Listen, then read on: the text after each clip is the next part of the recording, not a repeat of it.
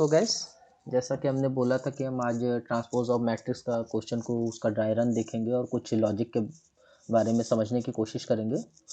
पुराना वाला जो वीडियो है उसको मैंने क्लोज़ कर दिया है।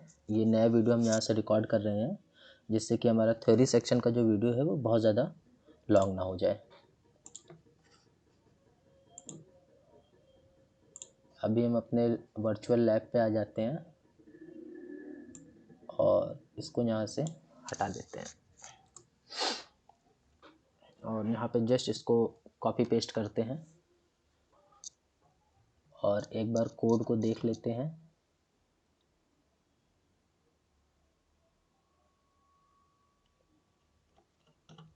इसको सेव करते हैं और इसको कंपाइल करते हैं और कंसोल इनपुट में आते हैं। सो इस पर हम इनपुट देते हैं 1 2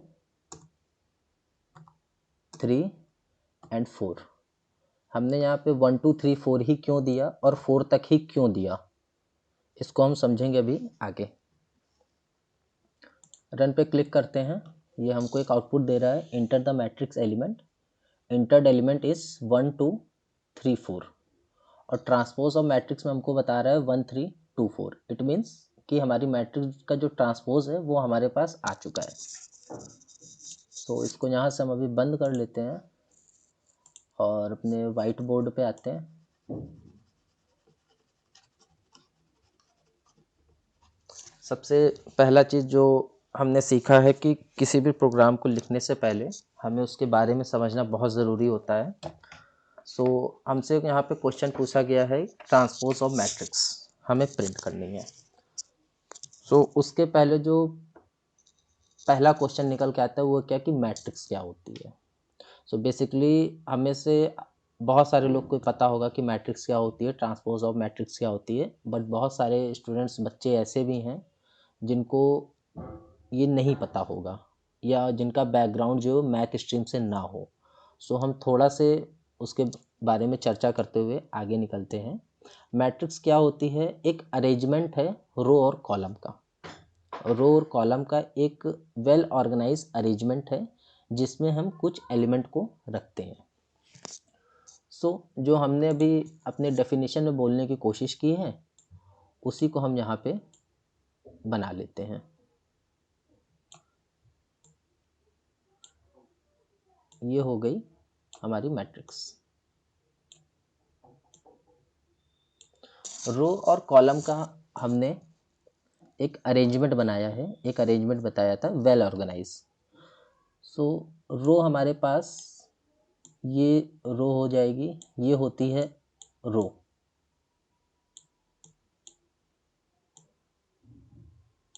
रो हमारी हमेशा हॉरिजेंटल लाइन पे चलती है।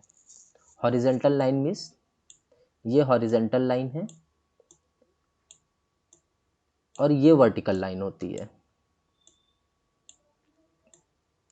इसको भी मैं डाउट क्लियर कर देता हूँ। बहुत सारे लोग को हॉरिजेंटल और वर्टिकल में भी प्रॉब्लम होती है, कंफ्यूज हो जाते हैं, ऊर्ध्वाधर और क्षैतिज जिसको बोला जाता है। बेसिकली मुझे भी कुछ समय तक थी, फिर मैंने खुद से ही इसको शॉर्ट आउट करने की कोशिश किया और अपने लिए एक अंडरस्टैंडिंग ये बनाई। हॉरिजेंटल की स्पेलिंग स्टार्ट होती है एच से और एच में हम बीच में खींचते हैं ये लाइन, बस हो गया हॉरिजेंटल लाइन। ये पड़ी लाइन होती है। वर्टिकल का वी मतलब कि जो खड़ी लाइन है, तो ये हो गई हमारी वर्टिकल लाइन। ठीक है।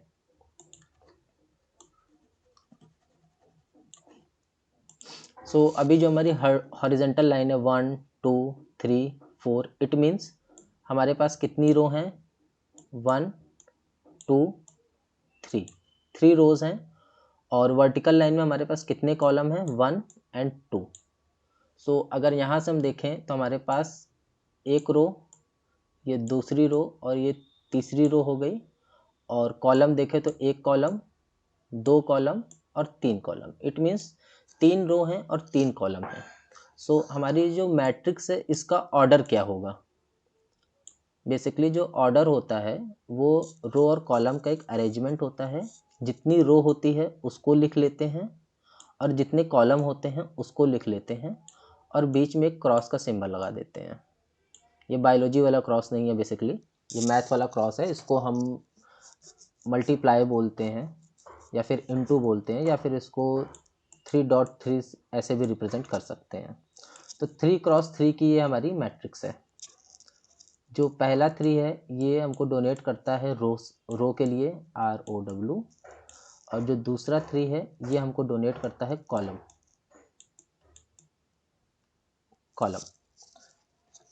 इसका जो फॉर्मेट होता है वो हमेशा यही रहता है R×C का। R×C का, इसको हम एक तरीके से और डोनेट करते हैं M×N से। M हमारी रो होती है और N हमारी कॉलम होती है। इसको कभी भी हम N×M या C×R से डोनेट नहीं करते हैं। इट मीन्स कि रो हमेशा हमारी पहले आती है, कॉलम हमेशा हमारा बाद में आता है। ठीक है, एक मैट्रिक्स को और हम बनाते हैं।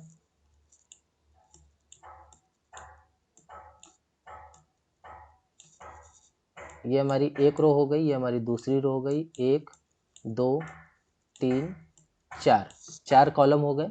तो इस मैट्रिक्स का हमारा ऑर्डर क्या होगा? 2×4। ठीक है, अब 2×4 हो गया और यहाँ पे हमारी एक मैट्रिक्स हो गई 3×3 की। सो इस मैट्रिक्स में जो एलिमेंट आने वाले हैं वो कितने एलिमेंट आएंगे, नंबर ऑफ एलिमेंट कितने होंगे? क्योंकि बेसिकली ये प्रोग्राम जब हमने किया था अपने असाइनमेंट के टाइम पे, और काफ़ी सारे लोगों ने इसको कॉपी पेस्ट भी किया, उसको अच्छे से समझने की कोशिश किया, बट कुछ हमारे अच्छे बच्चे थे जिन्होंने ये सोचा कि इस मैट्रिक्स को हम चेंज कर लेते हैं, एज इट इज़ 2×2 की नहीं लेते हैं। सो उनके साथ प्रॉब्लम यही आ रही थी कि उन्होंने उसको 3×3 या 4×4 पे बना तो लिया, लेकिन ड्यूरिंग रन टाइम में जब उनको एलिमेंट एंटर करना था तो एलिमेंट में सिर्फ और सिर्फ 1 2 3 4 ही एलिमेंट कर रहे थे। तो इट मीन्स कहीं ना कहीं उनको ये कन्फ्यूज़न था, ये प्रॉब्लम थी कि उनको ये नहीं पता था कि मैट्रिक्स में एलिमेंट होते कितने हैं। तो जितने क्रॉस की मैट्रिक्स होती है हमारी m×n का जो आंसर होता है उतने ही एलिमेंट हमारे मैट्रिक्स में होते हैं। इट मीन्स 3×3 मैट्रिक्स में 9 एलिमेंट होंगे, 2×4 मैट्रिक्स में 8 एलिमेंट होंगे। अब इन बॉक्सेस को हम गिन लेते हैं, 1 2 3 4 5 6 7 8। इधर देखते हैं ये वाली मैट्रिक्स में 1 2 3 4 5 6 7 8 9। ठीक है, अभी यहाँ तक हमको क्लियर हो गया होगा कि ऑर्डर ऑफ मैट्रिक्स क्या होती है, M×N होती है या फिर R×C होती है। जो R होती है वो रो को डोनेट करती है और जो C होता है वो कॉलम को डोनेट करता है, जिसका ऑर्डर हमेशा सेम यही रहता है R×C का। इसको हम इंटरचेंज नहीं कर सकते। जितने हॉरिजेंटल बॉक्सेस होते हैं वो हमारे नंबर ऑफ रोज होते हैं, और जितने वर्टिकल बॉक्सेस होते हैं वो नंबर ऑफ कॉलम्स होते हैं हमारे। ठीक है, और इन्हीं रोज और कॉलम का जो प्रोडक्ट आता है वो हमारे नंबर ऑफ एलिमेंट हो जाते हैं। ठीक है, ये हमारी रो हो गई 3, ये 3 हमारे कॉलम हो गए। इन दोनों का जो प्रोडक्ट आया वो 9 आया, और यही 9 हमारे नंबर ऑफ एलिमेंट्स हैं। अभी आई होप कि मैट्रिक्स क्या होती है और इसके एलिमेंट कैसे होते हैं ये हम लोग को एक अच्छे बेटर तरीके से समझ में आ गया होगा। अभी इसके छोटे से कुछ कॉन्सेप्ट और बचे हुए हैं, उनको हम यहाँ पे समझ लेते हैं, उसके बाद फिर हम चलेंगे डायरेक्ट अपने प्रोग्राम पे।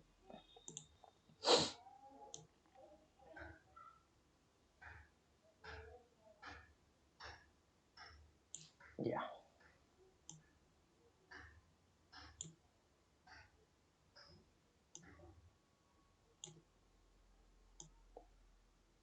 ये हमारे पास एक मैट्रिक्स है, वेल ऑर्गेनाइज्ड अरेंजमेंट है रोज और कॉलम का। सो इसमें हमारे पास कितने कॉलम हैं, इसको हम डोनेट करते हैं कैसे, C1 C2 और C3। ठीक, और रोज को कैसे डोनेट करेंगे, R1 एंड R2।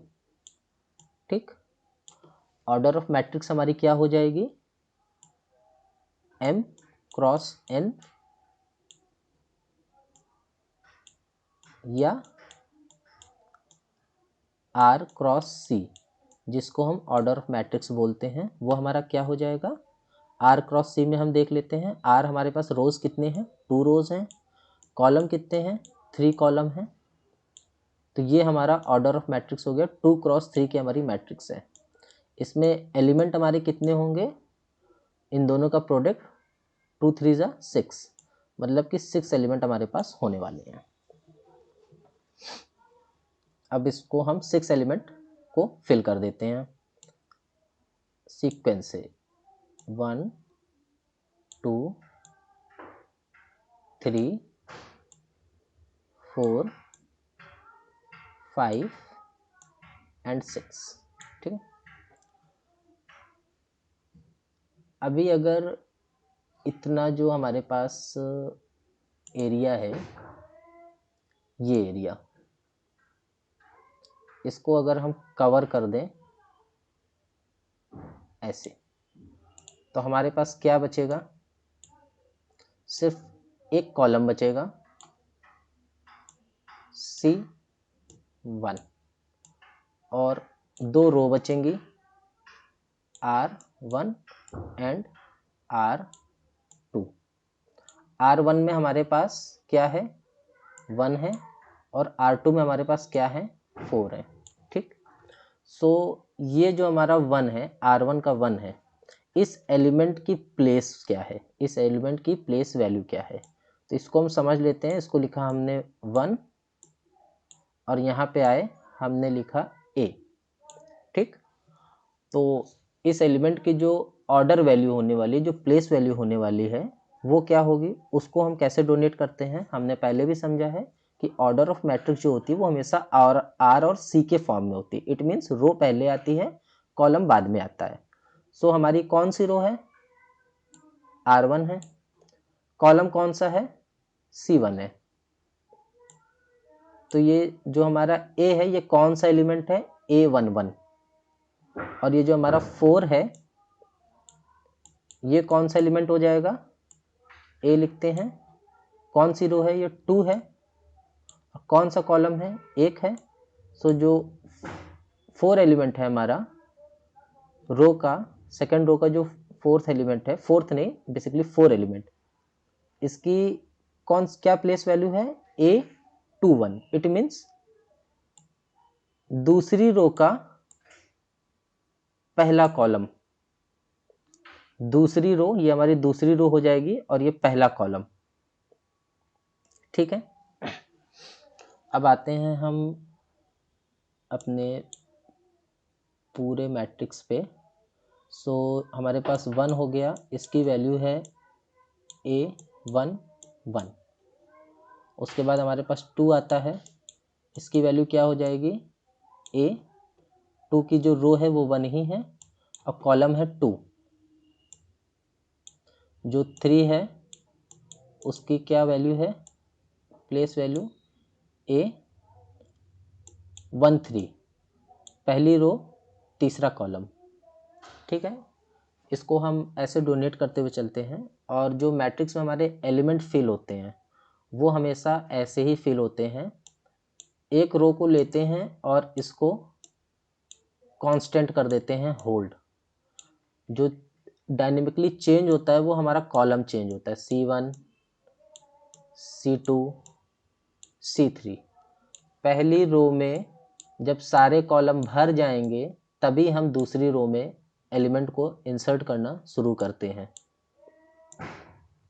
ये हमारी हो गई एक मैट्रिक्स, ये हो गए इसमें 3 कॉलम, ये R1 है, ये R2 है, ये C1, ये C2 है और ये C3 है। ठीक, तो जब हम एलिमेंट को इंसर्ट करना शुरू करते हैं, हमने फर्स्ट टाइम अपने कीबोर्ड से इंसर्ट किया 1, जो रन टाइम पे हम कर रहे थे, एंटर दबाया, फिर हमने इनपुट किया 2, फिर हमने एंटर दबाया, फिर हमने इनपुट किया 3, फिर हमने एंटर दबाया। तो इसका मतलब क्या है, जो पहला एलिमेंट है 1 वो आएगा रो 1 के कॉलम 1 में, जो दूसरा एलिमेंट है 2 वो इनपुट कहाँ होगा हमारा, पहले ही रो के कॉलम 2 में, जो तीसरा एलिमेंट है 3 वो कहाँ इनपुट होगा, पहले ही रो के कॉलम 3 में। अब जब सारे कॉलम भर गए, आगे कोई भी कॉलम नहीं है, अब हम जैसे कोई भी इनपुट देते हैं 4 और लगाते हैं एंटर, तो हमारी रो चेंज हो जाएगी और कॉलम रह जाएगा 1। सेकंड रो के कॉलम फर्स्ट में आ जाएगा 4। 5 एंटर करते हैं तो सेकंड रो के कॉलम 2 में आएगा 5, और 6 अगर एंटर करते हैं तो सेकंड रो के कॉलम 3 में आ जाएगा हमारे पास 6। तो इससे हमें ये समझ में आता है कि सबसे पहले जो एलिमेंट हम फिल करना शुरू करते हैं वो कॉलम में फिल होते हैं, उसके बाद रो चेंज होती है और फिर वो कॉलम में फिल होते हैं, फिर हमारी रो चेंज होगी, फिर वो सभी कॉलम में फिल हो जाएंगे। सभी कॉलम का मतलब, कॉलम तो हमारे पास रो 2 में भी कॉलम है, एक और नीचे रो हो जाती है रो 3, तो उसमें भी कॉलम होते। तो सभी कॉलम का मतलब ये नहीं है, पहले रो 1 के कॉलम में फिल होगा, फिर रो 2 के कॉलम में फिल होगा, फिर रो 3 के कॉलम में फिल होगा, उसके बाद n नंबर तक ये ऐसे फिल होता रहेगा।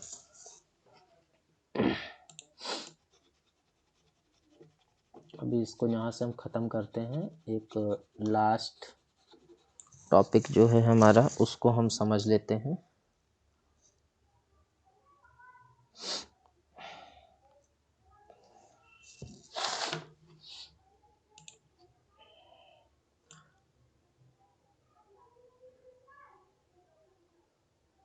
ये हमारे पास एक मैट्रिक्स है, इसको हम बनाते हैं जैसे हमारे प्रोग्राम में है, बिल्कुल वैसी 2x2 की, जिससे हमें अच्छे तरीके से समझ में आए। ये है R1, ये है R2, ये है R3, सॉरी ये R3 नहीं है, ये हमारा C1 है, ये है C1 और ये है C2। हमने इंटर किया 1 2 3 और 4, रन टाइम में हमने ये इंटर किया था अपने मैट्रिक्स में। सो ये इस तरीके से इंटर हो गया, पहले कॉलम भर गए, उसके बाद रो हमारी चेंज हो गई 3 4।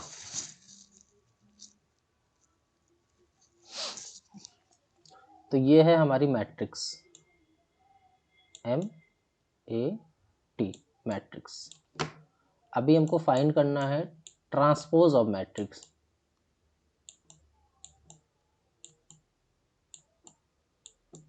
ट्रांसपोज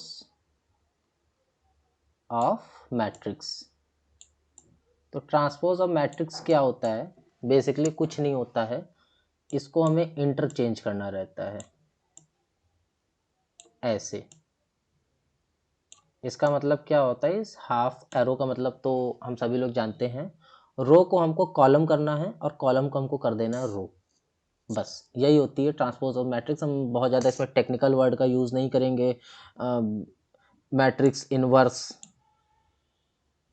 इनवर्स 1 या 1 अपॉन मैट्रिक्स, तो इसका भी मतलब सेम ही है, इन दोनों का मतलब सेम ही होता है, चाहे मैट्रिक्स -1 पावर की -1 लिखें या 1 अपॉन मैट्रिक्स लिखें, तो उसका मतलब होता है ट्रांसपोज ऑफ मैट्रिक्स। और ट्रांसपोज ऑफ मैट्रिक्स का मतलब क्या होता है, रो को कॉलम कर देना और कॉलम को रो कर देना, मतलब कि जितने भी एलिमेंट हमारे कॉलम में हैं ये हमारे रो में आ जाएं और जो रो के एलिमेंट हैं वो हमारे कॉलम में आ जाएं।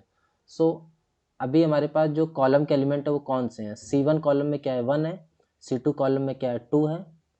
तो हम क्या चाहते हैं, 1 और 2 जो है वो R1 और R2 में आ जाए, तो यही हमारी ट्रांसपोज ऑफ मैट्रिक्स हो जाएगी बस। 1 2 3 4, ये है हमारी ट्रांसपोज ऑफ मैट्रिक्स, ठीक है। T inverse. Transpose of matrix का क्या मतलब होता है, रो को कॉलम कर देना और कॉलम को रो में इंटरचेंज कर देना, बस इतना सा काम होता है।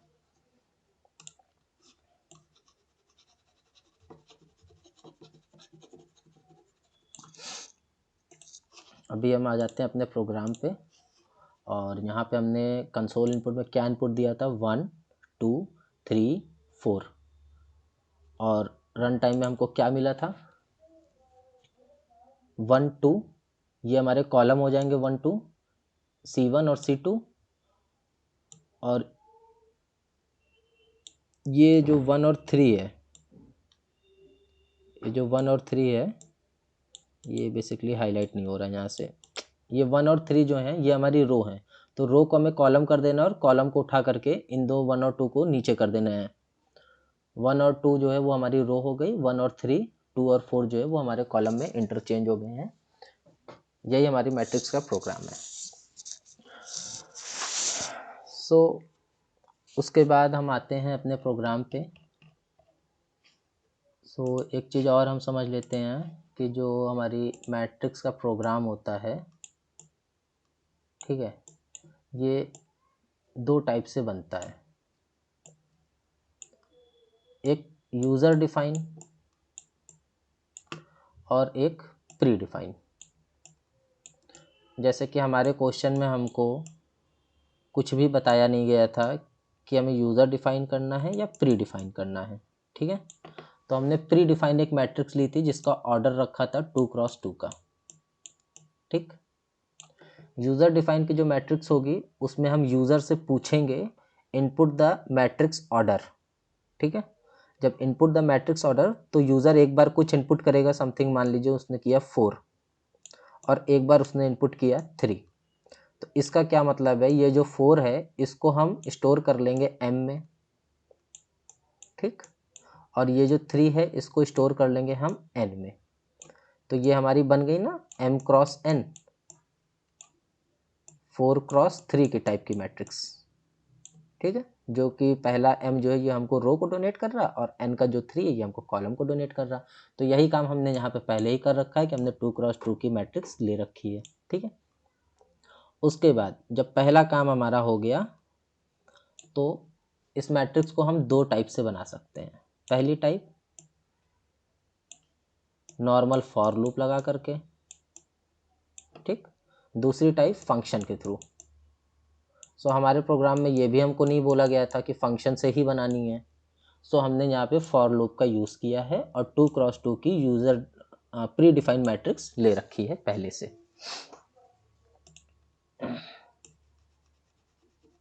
इसको ख़त्म कर लेते हैं, पेज को क्लियर कर लेते हैं जिससे आगे थोड़ा आसानी हो। उसके बाद हम आ गए यहाँ पे, ठीक है। अभी जब हम मैट्रिक्स के बारे में बात कर रहे हैं, हमने यहाँ पे प्री डिफाइंड मैट्रिक्स ली है। It means pre defined matrix का हमारे मतलब है कि हमें मैट्रिक्स को इन्वर्स करना है। इट मीन्स कि हमारे पास एक मैट्रिक्स होनी चाहिए 2x2 की, ठीक। एक हमारे पास जो है मैट्रिक्स होना चाहिए जो इसके इन्वर्स को होल्ड कर सके, ठीक है। बेसिकली ये m है और ये n है ना। या फिर इसको और एलोबरेट कर लें तो ये r है और ये c है। मतलब कि हमने एक मैट्रिक्स डिफाइन कर लिया है रो इंटू कॉलम के ऑर्डर की, जिसका ऑर्डर है 2x2 का। जब इसका हम इन्वर्स निकालेंगे तो हमारे पास एक एलिमेंट, एक वेरिएबल होना चाहिए जो c क्रॉस r को होल्ड कर सके। इट मीन्स कि कॉलम हमारा पहले लिख जाए और रो हमारी बाद में लिखे। इसका मतलब तो यही हुआ बेसिकली, लेकिन मैथ की लैंग्वेज में अगर बोलें तो रो को कॉलम कर दिया हमने और कॉलम को रो कर दिया और रो को कॉलम कर दिया, इसको ये होल्ड कर सके। तो हम यहाँ पे एक वेरिएबल को डिफाइन कर लेंगे। समथिंग वेरिएबल हम लेते हैं x या फिर n, कोई भी, ठीक है। बट हमने एक कॉन्सेप्ट ये भी पढ़ा है नेमिंग कन्वेंशन का, कि जो हमें नेम रखना चाहिए वो हमेशा रिलेटेड नेम रखने चाहिए, इररिलेवेंट नेम नहीं रखना चाहिए। अब किसी वेरिएबल का नेम रखना है तो उसमें हम अब्यूजिंग लैंग्वेज नहीं यूज़ करने लगेंगे ना, डॉग लिख दिया, कैट लिख दिया। अब कोई बहुत फ़नी टाइप का प्रोग्रामर हो वही ऐसा काम कर सकता है। जैसे हमारे एक प्रोग्रामर थे ना जिन्होंने ब्लू वेल गेम बनाया था, वो साइको टाइप के थे थोड़ा सा, तो उन्होंने ब्लू वेल गेम बना डाला था। आई होप हम सभी लोग इसके बारे में जानते होंगे, जो बच्चों को टारगेट करता था। ऐसा तो काम नहीं करना कि डॉग लिख दिया, नहीं कोई भद्दी सी गाली का नाम लिख दिया, तो हमारा कंपाइलर वो तो काम कर ही लेगा, बट वो अच्छा नहीं लगता। तो हम एक कन्वीनियंट नेम यहाँ पे लेंगे, हम इसका नाम जो लिख लेंगे वो ले लेंगे ट्रांस, TRANS। और जो ट्रांस नाम का जो हमारा मैट्रिक्स रहेगा, ये कैसे वेरिएबल को होल्ड करने जा रहा है, मतलब इसका जो ऑर्डर रहेगा वो क्या रहेगा, जो मैट्रिक्स का ऑर्डर है वही रहेगा। इट मीन्स 2x2 का ही रहने वाला है। तो इट मीन्स इसको हम ऐसे डिफाइन कर लेंगे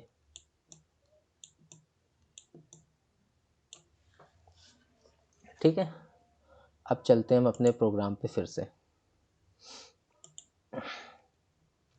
ठीक, इसको हम यहाँ से कर लेते हैं पूरा ख़त्म।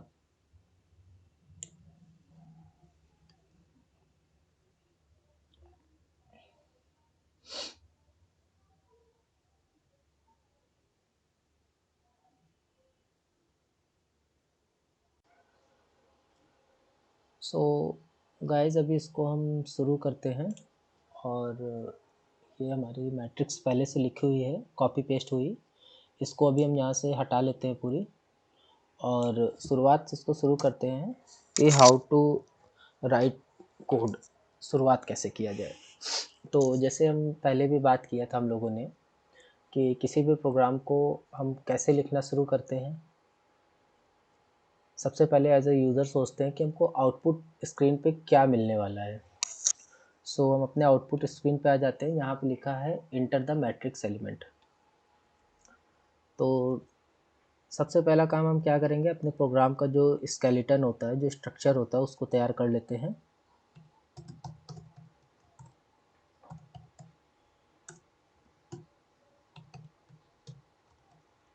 ये हमने हेडर फाइल लगा ली और एक मेन फंक्शन ले लेते हैं और इसको कर्ली ब्रेसेस से ओपन कर लेते हैं, और हमारा कंपाइलर बाय डिफ़ॉल्ट इसको कर्ली ब्रेसेस को हमारे बंद कर देता है। सो पहला जो हमको आउटपुट स्क्रीन पर अपने स्टेटमेंट दिख रहा है वो है इंटर द मैट्रिक्स एलिमेंट। सो हम इसका सिंटैक्स फॉलो करते हुए आगे बढ़ते हैं कि किसी भी मैसेज को प्रिंट करने के लिए हम कैसे प्रिंट करते हैं। एक प्रिंट ऑफ फंक्शन लगाते हैं और सिंटैक्स को फॉलो करते हैं।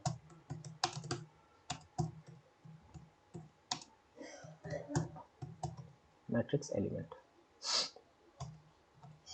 अभी हमने ये आउटपुट स्क्रीन पे अपने मैसेज प्रिंट करने के लिए मैसेज लिख दिया है सिंटैक्स के साथ, लेकिन देखा जाए तो हमारे पास पहला मैसेज ये होना चाहिए कि enter the order of matrix, कि यूज़र हमको बताए कि मैट्रिक्स का ऑर्डर क्या होना चाहिए, m क्रॉस n के फॉर्म में 2x2 की होगी या 2x3 की होगी। बट हमारे प्रोग्राम में हमको कहीं पे भी ये बताया नहीं गया है कि हमारी मैट्रिक्स का हमको क्या फॉर्म लेना है।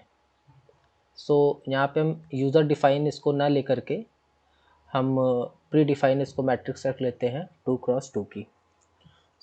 सो यूज़र हमारा जो भी मैट्रिक्स में एलिमेंट एंटर करेगा उसको हमें स्कैन करना है। सो हम इसको स्कैन फंक्शन भी लगा देते हैं। %d लेते हैं, इसको सिंटैक्स फॉलो करते हैं और इसको हम एक एरे में इनपुट कराएंगे मैट नाम के। मैट नाम का हमारा एक एरे हो जाएगा i और j। अभी ये हो गया। और हमारा जो सी लैंग्वेज होता है ये हमको एक चीज़, एक रूल ये फॉलो करने के लिए बोलता है कि हम किसी भी वेरिएबल को बिना डिफ़ाइन किए यूज़ नहीं कर सकते। तो अभी हमने यहाँ पे एक वेरिएबल का यूज़ किया है मैट नाम का, जिसको हमने एज अ एरे डिफ़ाइन किया है। सो सबसे पहले एक काम करते हैं कि इसको हम ऊपर डिफ़ाइन कर लेते हैं। इंटीजर टाइप होने वाला है इसका डेटा टाइप MAT, और इसको प्री डिफ़ाइन हम कर लेते हैं 2x2 हमको चाहिए ये मैट्रिक्स। 2x2 क्यों ले रहे हैं हम, कि इसका ड्राई रन करते समय हमें इजी हो जाए।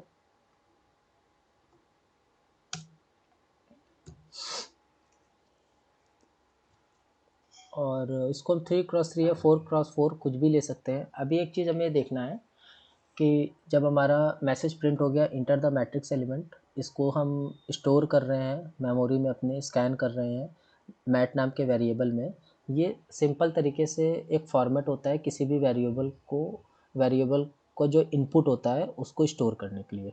बट ये हम तब यूज़ करते हैं जब हम सिंगल वेरिएबल में सिंगल वैल्यू को इनपुट लेते हैं। जब भी हम किसी एरे टाइप का वेरिएबल डिफाइन करते हैं या फिर सिंगल वेरिएबल में हमें मल्टीपल टाइम वैल्यू को स्टोर करना रहता है, तो हम पहले फॉर लूप चलाते हैं, उसके बाद हम वैल्यू को स्टोर करते हैं। सो इसको स्कैन करने से पहले हम एक फॉर लूप चला लेते हैं।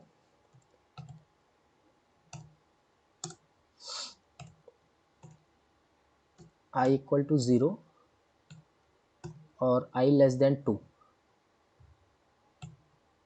इसको i का इनिशियल पॉइंट जो है वो हम 1 से भी ले सकते हैं, बट अगर 1 से लेंगे तो फिर i का जो कंडीशन है वो लेस देन इक्वल टू 2 तक रहेगा, जैसा कि हमने अपनी पिछली क्लास में भी डिस्कस किया था। और जैसा कि हम जानते हैं कि फॉर लूप जितने भी टाइम लगता है उतने टाइम हम इसको कर्ली ब्रेसेस से ओपन करते हैं, इसका फॉर लूप का स्कोप डिसाइड करने के लिए कि किस स्कोप तक हमारा फॉर लूप चलने वाला है।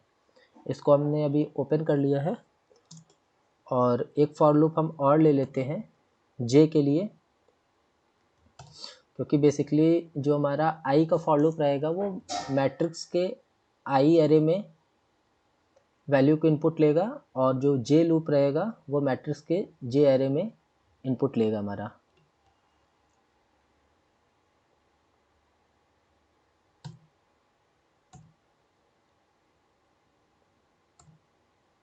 जे equal to 0, J is less than 2 and J plus plus. और जैसा कि एक फॉर लूप हमने और लगाया है तो एक कर्ली ब्रेसेस को हम और ओपन कर लेते हैं। ठीक है, अभी हमने किन किन वेरिएबल का यहाँ पे यूज़ किया है, आई और जे का। सो ऊपर हम एक आई और जे को और डिफाइन कर लेते हैं अपने, आई और जे, ये हमारा आई और जे डिफाइन हो गया। अभी और कोई सी वेरिएबल का हमने यूज़ किया है, नहीं किया है। ये हमारा मैसेज प्रिंट हो गया। ये फॉर लूप है आई के लिए, कर्ली ब्रेसेस खुला है। दूसरा फॉर लूप है जे के लिए, इसका भी कर्ली ब्रेसेस खुला है। और दो खुले कर्ली ब्रेसेस हैं तो दो ही बंद कर्ली ब्रेसेस हैं हमारे पास।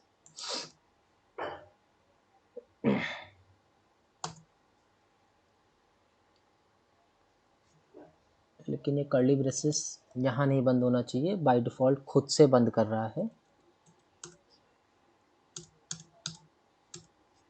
हमें अपना एलिमेंट स्कैन करने के बाद इसको बंद करना है। सो हम इसको बंद करेंगे यहाँ पे। ठीक है, अभी इतना काम हो गया हमारा। हमारे कंपाइलर ने जो भी यूज़र ने इनपुट किया होगा उसको स्कैन कर लेगा। सो हम इसको सेव कर लेते हैं और यहाँ पे एक रिटर्न टाइप लगा देते हैं, रिटर्न 0।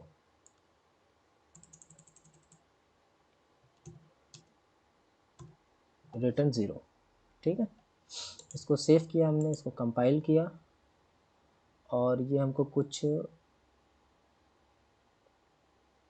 एरर मैसेज शो कर रहा है, एरर एक्सपेक्टेड। यहाँ पे देखिए हेडर फाइल के साथ हमने हैच नहीं लगा रखा है। सो हमको प्रोग्राम ऐसे ही करना है कि हाउ टू स्टार्ट प्रोग्राम। पहले हमको एक ओवरव्यू बनाना है, डिस्प्ले स्क्रीन को सोचना है एज अ यूज़र की तरीके, और जो जो हमको डिस्प्ले स्क्रीन पे हम सोच पा रहे हैं अपने थॉट प्रोसेस से, उसको हमें कोड में उतार देना है। रन करने के बाद हमें जो भी एरर मैसेज मिलता है हमें वो फाइंड आउट करना है कि किस स्क्रीन पे किस लाइन पे हमको एरर मैसेज शो हो रहा है, वहाँ पे हमने क्या गलती की। जैसे अभी यहाँ पे हम देखते हैं तो ये हैच इंक्लूड stdio.h लिखा और इसके ऊपर एक एरो बना हुआ है। इट मीन्स समथिंग यहाँ पे कुछ गलती है। हम ऊपर आके देखते हैं तो हम ये देखते हैं कि हमने जो प्री प्रोसेसर होता है हमने उसको नहीं लगा रखा है हैच इंक्लूड। इसको हम ऐड कर लेते हैं, दोबारा से सेव करते हैं और इसको कंपाइल करते हैं। उसके बाद आके यहाँ पे देखते हैं तो ये हमको फिर से एक एरर मैसेज शो हो रहा है। क्या एरर मैसेज शो हो रहा है, स्कैन एफ पे बता रहा है कि कुछ समथिंग एरर है, एक एरो का सिंबल बना हुआ है। हम अपने स्कैन एफ पे आते हैं और देखते हैं कि यहाँ पे हमसे M% जो है वो मिस हो गया है। हमने M% को भी ऐड कर लिया। ये बहुत अच्छी बात है कि अगर प्रोग्राम में कुछ एरर वगैरह हमें शो होती है लिखते समय, इट मीन्स कि हम कुछ कोशिश कर रहे हैं, कुछ ट्राई कर रहे हैं, तभी एरर आ रहा है। ट्राई नहीं करेंगे, कोशिश ही नहीं करेंगे तो एरर आएगा किस बात का। क्योंकि जब हम कुछ पढ़ते हैं तभी कन्फ्यूज़न अराइज होता है, जब पढ़ेंगे ही नहीं तो फिर सब कुछ ठीक है, कोई कन्फ्यूज़न नहीं है। इसको फिर से हम सेव करते हैं, इसको कंपाइल करते हैं, भी सक्सेसफुली कंपाइल हो गया है। इनपुट में आते हैं और इनपुट में हमारे पास 4 5 6 1 जैसे दिया है इसको वैसे ही रहने देते हैं अभी, और इसको रन करते हैं। तो ये हमको क्या बता रहा है, इंटर द मैट्रिक्स एलिमेंट। सिर्फ हमको पहला मैसेज ये प्रिंट करके दे रहा है, इंटर द मैट्रिक्स एलिमेंट, और जो हमारा इनपुट था कंसोल इनपुट में 4561, इसको हमारे कंपाइलर ने मेमोरी में लोग स्टोर कर लिया है, एलोकेट करके रखा होगा। अभी हमारा जो काम आता है वो हम ये चाहते हैं कि हमने आउटपुट स्क्रीन में सोचा कि हमको क्या दिखना चाहिए, inter the matrix element. User से हम ये इनपुट मांग रहे हैं, यूज़र ने कुछ इनपुट किया, अब यूज़र ने जो इनपुट किया है वो शो होना चाहिए। सो हम उस मैसेज को यहाँ पर प्रिंट करा लेते हैं, प्रिंट एफ, इसका सिंटेक्स फॉलो करते हैं,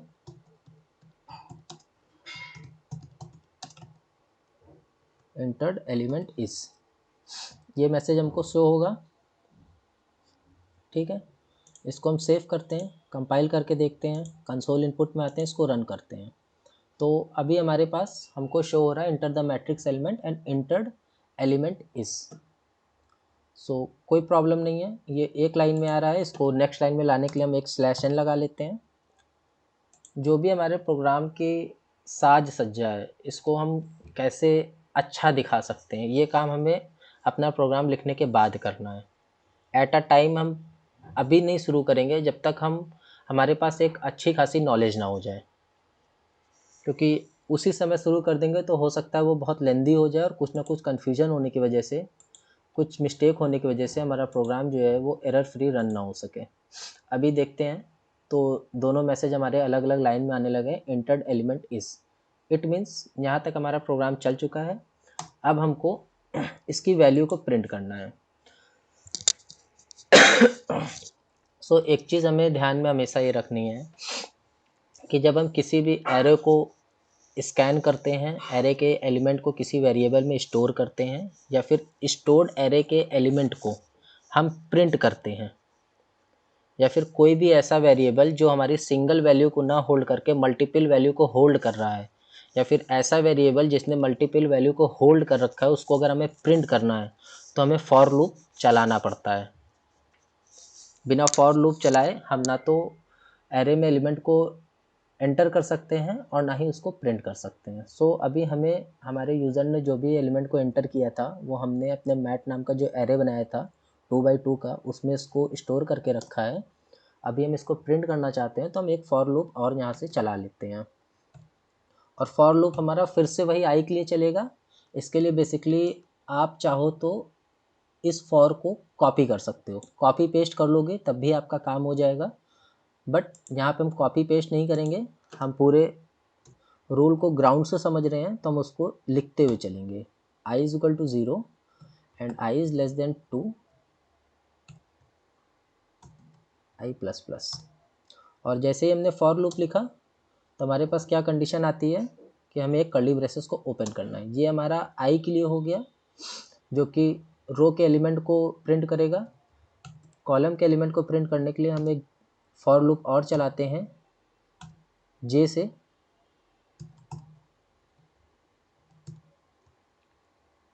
j प्लस प्लस। एक कर्ली ब्रेसेस को हम और ओपन कर लेते हैं। ये हमारा कर्ली ब्रेसेस ओपन हो चुका है, और यहाँ पे अब हम प्रिंट करना शुरू करते हैं एलिमेंट को। प्रिंट एफ %d, हमने सिंटैक्स को फॉलो किया, i और j। अभी हम कहाँ पे मैट ij यूज़ कर रहे हैं और कहाँ पे मैट 2x2 यूज़ कर रहे हैं और क्यों कर रहे हैं, अभी इसका ड्राई रन हम लोग जो है वो बाद में देखेंगे। अभी सिर्फ और सिर्फ हम क्या सीख रहे हैं यहाँ पे कि प्रोग्राम को लिखते कैसे हैं, एक लॉजिक कैसे तैयार करते हैं, शुरुआत कहाँ से करते हैं। ठीक है, ये काम हो गया। उसके बाद हम नेक्स्ट लाइन में आते हैं और यहाँ पे एक प्रिंटफ फंक्शन और लेते हैं, और यहाँ पे क्या प्रिंट कर देते हैं, नेक्स्ट लाइन, न्यू लाइन।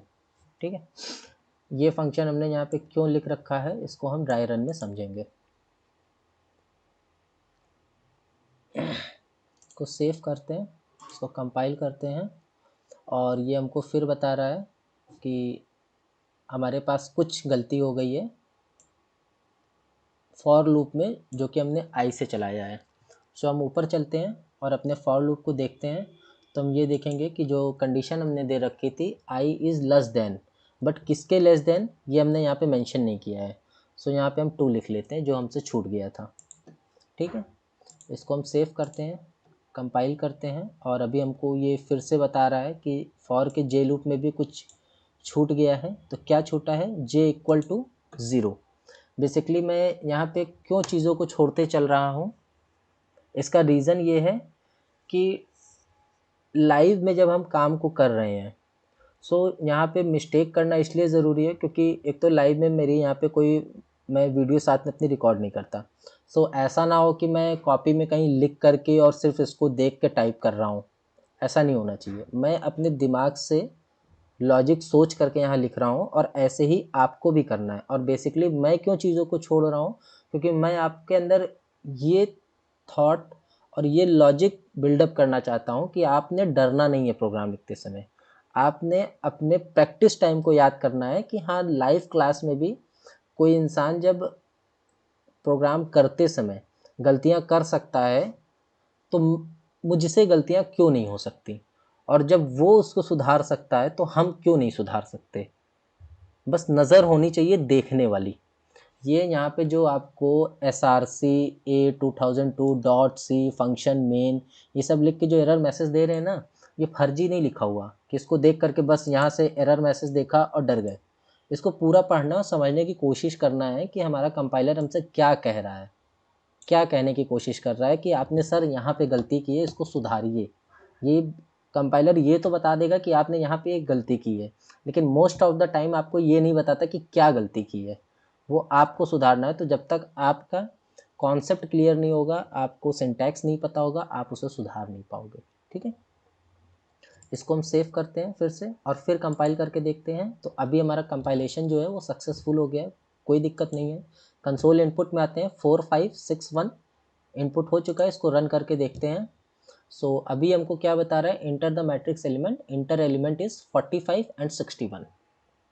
ठीक है, सो हम चाहते हैं कि जो हमारा 4 5 आया है ये इंटर्ड एलिमेंट इसके नीचे आए। सो हम अपने आते हैं प्रिंट स्टेटमेंट पे। हमने ये स्टेटमेंट कहाँ लगा रखा है, ये वाला, ये वाली लाइन है, इंटर्ड एलिमेंट इज। तो यहाँ पे एक हम /n लगा देते हैं और इसको सेव करते हैं, इसको कंपाइल करते हैं, कंसोल इनपुट में आते हैं, इनपुट हमारे पास ऑलरेडी है, इसको रन करते हैं। अभी ये हमको क्या बता रहा है, enter the matrix element, entered element is 4561। But अभी ये देखने में हमको 45 और 61 जैसा दिख रहा है, 45 एंड 61। हम चाहते हैं कि इस 4 और 6 के बाद ना हमको थोड़ा सा गैप दे, कि हमको लगे कि ये अलग अलग ब्लॉक में एलिमेंट जो हैं वो रखे गए हैं। हालांकि ऐसा भी ठीक है, गलत नहीं है इसमें कोई, बट देखने में अच्छा नहीं लग रहा है, तो थोड़ा सा इसमें हम और डेकोरेशन करते हैं। तो जो हम ये प्रिंट कर रहे हैं अपने एलिमेंट को, फॉर लूप चलाने के बाद बेसिकली हमने ये फॉर लूप चलाया है, और इसके बाद ये हमारा प्रिंट स्टेटमेंट है, प्रिंट एफ फंक्शन है, और हमने एक स्टेटमेंट लगा रखा है। तो यहाँ पर हम क्या करते हैं, सिंगल स्पेस दे देते हैं। अभी जब हमने स्पेस दिया, इसको सेव किया, इसको कंपाइल किया, कंसोल इनपुट में आए और इसको रन किया। अभी देखिए देखने में थोड़ा अच्छा दिख रहा होगा, एक गैप है 4561। ठीक है, ये हमारी मैट्रिक्स हो जाएगी। एक स्पेस और देना चाहते हो तो एक स्पेस और दे सकते हो आप लोग, कोई इशू नहीं है। इसको डायरेक्टली रन करते हैं। अभी देखो थोड़ा सा स्पेस और आ गया इसमें। अभी देखो आउटपुट स्क्रीन पे हम देखते हैं जो हमको नीड थी, जो डिज़ायर था हमारा, वो पूरा हो चुका है। Enter the matrix element, inter element is 4561। User ने इनपुट दे दिया। अब काम बचता है बैकएंड से हमारा, कि इस मैट्रिक्स को हमें ट्रांसपोज में कन्वर्ट करके बस प्रिंट कर देना, इतना से काम बचा रह गया है। सो उसके लिए हम क्या करेंगे, उसके लिए हम इस कर्ली ब्रेसेस के नीचे आते हैं, मैट्रिक्स को ट्रांसपोज करना है तो एक फॉर लूप और चलाते हैं। हम कॉपी पेस्ट भी कर सकते हैं, बट हम यहाँ कॉपी पेस्ट नहीं करेंगे। ठीक है,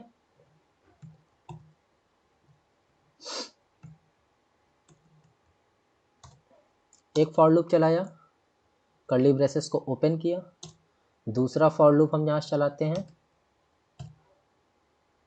जे के लिए, जे इज लेस देन 2 और जे प्लस प्लस। इस फॉर के लिए भी हम कर्ली ब्रेसेस को ओपन करते हैं, और ओपन करते हैं तो ये जो दो कर्ली ब्रेसेस हैं ये हमारे कंपाइलर ने खुद से लगा रखा है, इसको हमें हटाना है यहाँ से। ठीक है, उसके बाद हम क्या करेंगे, ट्रांस नाम का एक वेरिएबल और लेते हैं। ठीक है, और उसके जो एरे है उसमें हम अपने मैट्रिक्स को इनपुट करा लेते हैं, जो हमारे यूज़र ने इनपुट किया है।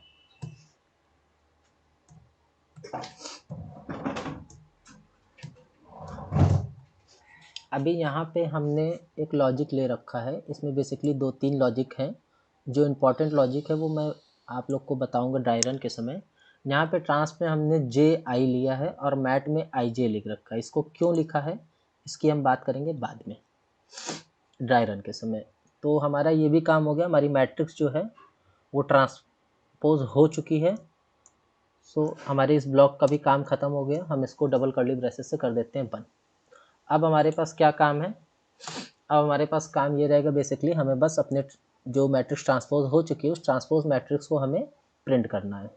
सो हम एक प्रिंट स्टेटमेंट ले लेते हैं।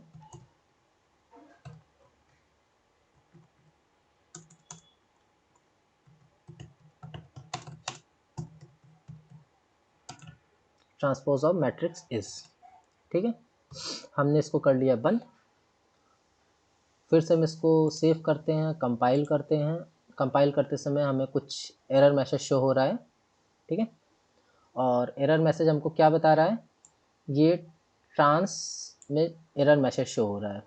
अभी देखते हैं तो हमने इसमें कोई सिंटैक्स एरर नहीं किया है, लेकिन एरर क्या किया है कि हमने इस ट्रांस वेरिएबल को तो यूज़ किया, लेकिन क्या हमने कंपाइलर को ऊपर बताया है कि हम कोई ट्रांस नाम का वेरिएबल जो एरे टाइप का होने वाला उसका हम यूज़ करेंगे अपने प्रोग्राम में? क्या हमने बताया है उसको पहले से? क्या हमारे कंपाइलर ने इस ट्रांस नाम के वेरिएबल के लिए कोई मेमोरी ब्लॉक करके रखी है, कोई मेमोरी एलोकेट की है? नहीं किया है। जब किया ही नहीं है, हमने बताया नहीं, तो हमारे कंपाइलर ने किया नहीं। जब कंपाइलर ने किया नहीं तो फिर वो इनपुट लेगा कहाँ पे? तो एक काम करते हैं, आइए एक ट्रांस नाम का वेरिएबल जो है यहाँ पे हम डिफाइन कर देते हैं, TRANS ट्रांस, और ये भी हमारा 2x2 का ही होगा। ठीक है, इसको हम सेव करते हैं, तो कंपाइल करते हैं, तो कंपाइलेशन सक्सेसफुल हो गया। कंसोल इनपुट में आते हैं 4561 और इसको रन करते हैं। अभी हमारे पास क्या आउटपुट आ रहा है, enter the matrix element, entered element is 4561, ये यूज़र ने इनपुट किया है। ट्रांसपोज ऑफ मैट्रिक्स इज, यहाँ तक हमारा काम हो चुका है। ठीक है, कहाँ तक हो चुका है गाइस, यहाँ तक, ट्रांसपोज ऑफ मैट्रिक्स इज। ठीक है, तो अब हमारा काम क्या है कि अब हमें जो मैट्रिक्स का ट्रांसपोज है उसको बस प्रिंट कर देना है। उसके लिए क्या करना है कि एक फॉर लूप को हम और चला लेते हैं। क्यों फॉर लूप को और चलाएंगे, क्योंकि हमारा जो ट्रांस नाम का वेरिएबल है इसमें हमने जो मैट वेरिएबल की जो वैल्यू को असाइन किया है वो एरे टाइप की है, आई जे या जे आई के फॉर्म में है। ये हमारा सिंगल वेरिएबल है जिसमें हमारी मल्टीपल वैल्यू जो है वो असाइन हो रही होगी, एटलीस्ट 4 वैल्यू तो इसमें असाइन हो रही है। तो सिंगल वेरिएबल पे जब हम मल्टीपल वैल्यू को असाइन कर रहे हैं और उसको प्रिंट कर रहे हैं तो फॉर लूप हम चलाते हैं।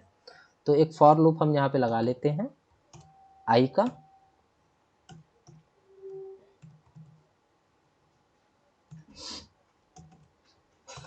और सिंटैक्स को फॉलो करते हुए फॉर लूप के बाद हमें चाहिए कर्ली ब्रेसेस। दूसरा फॉर लूप हम चलाएंगे जे के लिए।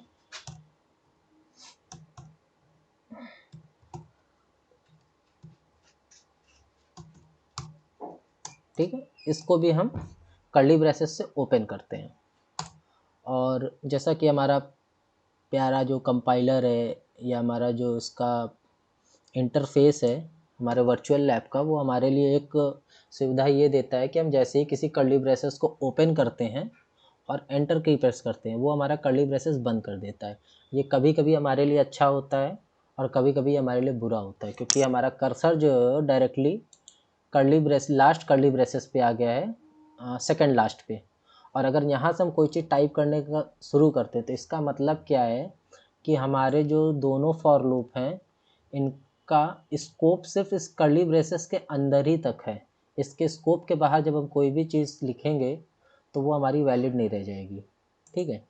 सो हम क्या करते हैं, दोनों कर्ली ब्रेसेस जो बंद हुए थे इनको यहाँ से हटा लेते हैं, ठीक। और क्या काम करते हैं, अपने जो ट्रांसपोज ऑफ मैट्रिक्स है उसको प्रिंट कर लेते हैं, प्रिंटफ, और सिंटैक्स को फॉलो करते हैं, ट्रांस आई और जे। अभी यहाँ पे ऊपर हमने जो वेरिएबल लिया है वो ट्रांस जे आई लिखा है, ठीक है। यहाँ पे जो वेरिएबल को डिफाइन किया है वहाँ पे सिर्फ 2x2 डिफाइन किया है, बट जब हम मैट्रिक्स को प्रिंट कर रहे हैं तो ट्रांस आई जे लिख रहे हैं। ऐसा क्यों कर रहे हैं, क्योंकि ये हमारा लॉजिक है, इम्पॉर्टेंट लॉजिक है जिसकी हम बात करते हैं, ठीक है। इसकी हम बात अभी कब करेंगे, ड्राई रन के समय। ये हमारा प्रिंट हो गया है, हमारा काम हो गया। हम इसको एक कर्ली ब्रेसेस बंद करते हैं और नेक्स्ट लाइन में हम प्रिंटफ एक न्यू लाइन प्रिंट करा देते हैं, और हमने ये भी कर्ली ब्रेसेस को कर लिया बंद। हमारा सारा प्रोग्राम हो गया है। अब हमें काम क्या करना है, कर्ली ब्रेसेस को अपने देखना है। मेन फंक्शन के बाद एक कर्ली ब्रेसेस ओपन है, ओके। फॉर लूप आता है, कर्ली ब्रेसेस ओपन, दूसरा for loop curly braces open, और दोनों के दोनों कर्ली ब्रेसेस बंद है, मतलब कि हमारे कर्ली ब्रेसेस जो हैं वो बैलेंस्ड हैं। हम आते हैं नीचे, फिर फॉर लूप में देखते हैं 2 कर्ली ब्रेसेस ओपन है और 2 बंद है, बैलेंस्ड है। फिर आते हैं फॉर लूप में, नीचे 2 कर्ली ब्रेसेस ओपन है और दोनों के दोनों बंद है, और नीचे आके देखते हैं 2 कर्ली ब्रेसेस ओपन है और दोनों के दोनों कर्ली ब्रेसेस बंद है, और रिटर्न 0 के बाद एक कर्ली ब्रेसेस बंद है जो कि हमारे मेन फंक्शन के लिए खुला हुआ था, ठीक है। तो मतलब कि हमारे कर्ली ब्रेसेस जो हैं वो बैलेंस्ड है। सेव करते हैं, इसको कंपाइल करते हैं, सक्सेसफुली कंपाइल हो गया है। कंसोल इनपुट में आते हैं 4561, रन पे आते हैं तो अभी देखते हैं कि inter the matrix element, entered element is 4561, transpose of matrix is 46 and 51 या 4651 ऐसा शो हो रहा है। तो जो काम हमने ऊपर किया था वही काम हम फिर करते हैं। ट्रांसपोज ऑफ मैट्रिक्स इज कहाँ लिखा हुआ हमारे प्रिंट स्टेटमेंट में, ये लिखा हुआ है प्रिंटफ फंक्शन में, ठीक है, यहाँ पे है। तो इस के बाद हम एक स्लैश एन लगा देते हैं, ये हमको न्यू लाइन पे ले जाएगा हमारे। सेव पे आते हैं, कंपाइल करते हैं, उसके बाद डायरेक्ट इसको रन करते हैं। सो अभी ये फिर से हमको 46 और 51 जैसा दिख रहा है, तो कुछ अच्छा नहीं लग रहा थोड़ा सा। तो जहाँ पे हमने ट्रांसपोज को प्रिंट किया है वहाँ पे हम आते हैं और 2 स्पेस दे देते हैं, क्योंकि ऊपर हमने 2 स्पेस दे करके रखा था। इसको सेव करते हैं, इसको कंपाइल करते हैं, कंसोल इनपुट में आते हैं 4561 और इसको कर लेते हैं रन। अभी हमारे पास क्या शो हो रहा है, enter the matrix element, entered element is, user ने क्या इनपुट किया था 4561, और ट्रांसपोज ऑफ मैट्रिक्स क्या हो गया है 4651। इट मीन्स ये जो हमारे 4 है, ये 4 और ये 6 ये हमारे रो के थे, रो 1 और रो 2, ये हमारी हो गई है कॉलम 4 6 C1 और C2, और ये जो हमारे 5 और 1 है जो कॉलम के थे ये हमारे आ गए हैं रो में आ गए हैं इस वक्त, ठीक है।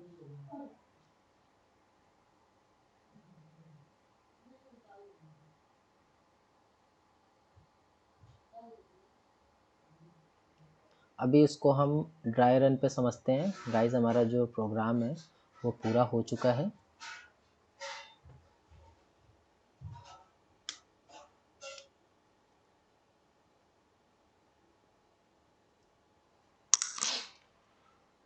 सो हम ड्राई रन पे आते हैं अपने और इसको इरेज कर लेते हैं यहाँ से, ठीक है।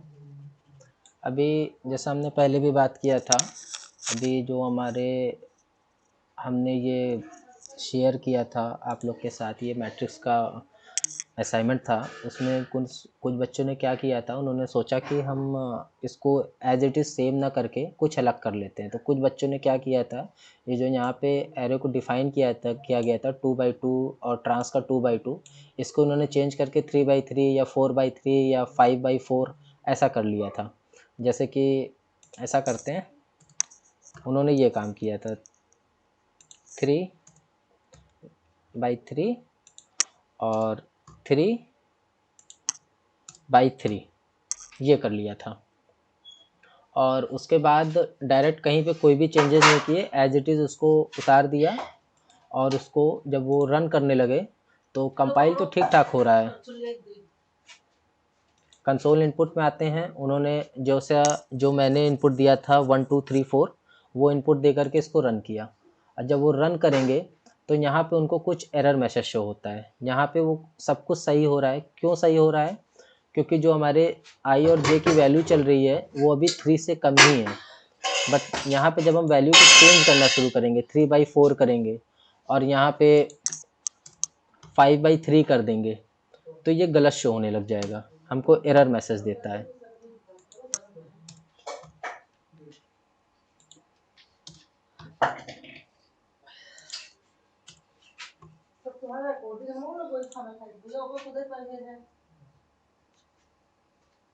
बाजार का कुछ खाता है।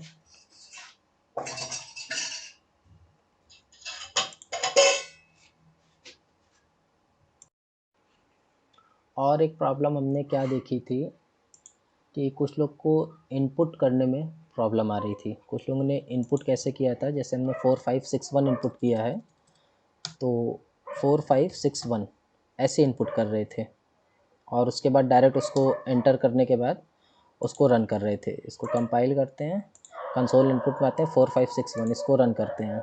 सो देखिए यहाँ पे क्या हमको दे रहा है, 4 5 6 1 पहला मैट्रिक्स का एलिमेंट जो है ये तो ठीक दे रहा है, बाकी के जो 3 एलिमेंट है उसमें हमको गार्बेज वैल्यू दे रहा है। ठीक है, सो ऐसे इनपुट हमको नहीं करना है, हमको 1 by 1 एलिमेंट को इनपुट करना है, 4 5 6 and 1। ठीक है, अभी हम आते हैं इसके ड्राई रन पे आ जाते हैं सीधे।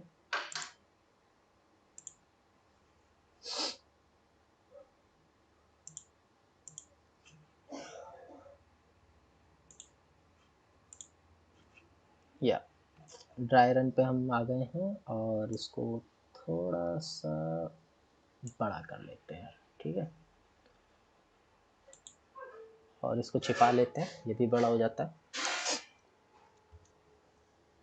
अभी हमने जो अपने इंटीजर को जो इसका एरे डिफाइन किया है मैट नाम का, इसका ये मतलब है कि हमने अपने कंपाइलर से बोला है कि एक इंटीजर टाइप का मैट नाम का वेरिएबल लेना है जिसमें हमने इसकी एरे की लेंथ रखी है 2/2 की। ठीक है, इसका मतलब क्या है, R क्रॉस C या फिर M cross N। It means हमारे जो मैट्रिक्स का ऑर्डर होने वाला है वो 2 क्रॉस 2 का होने वाला है। ठीक है, इट मीन्स हमारे मैट्रिक्स में जो नंबर ऑफ एलिमेंट होंगे वो 2 क्रॉस 2 होंगे। इट मीन्स 2 × 2 4, टोटल 4 एलिमेंट हमारे मैट्रिक्स में एंटर होने वाले हैं। ठीक है, तो हमारे कंपाइलर ने क्या किया, एक मैट नाम के वेरिएबल के लिए मेमोरी में एक जगह को एलोकेट किया और उसमें ऐसे 4 ब्लॉक बना लिए। ठीक है, 4 ब्लॉक बना लिए, m के लिए 2 ब्लॉक और n के लिए 2 ब्लॉक। m हमारे क्या है, रो है, और n हमारी क्या है, कॉलम है। तो m के लिए 2 ब्लॉक हुआ रो के लिए, तो इट मीन्स R1 और R2। और n के लिए 2 ब्लॉक बना रखा है जो कि हमारी कॉलम है, तो C1 और C2। हमारे कंपाइलर ने ऐसा जो है एक मेमोरी ब्लॉक बना लिया। उसके बाद हमने ट्रांस नाम का एक वेरिएबल और ले रखा है, तो एज इट इज़ ट्रांस के लिए भी हमारे वेरिएबल ने ऐसे ही एक ब्लॉक बना रखा होगा। ठीक है,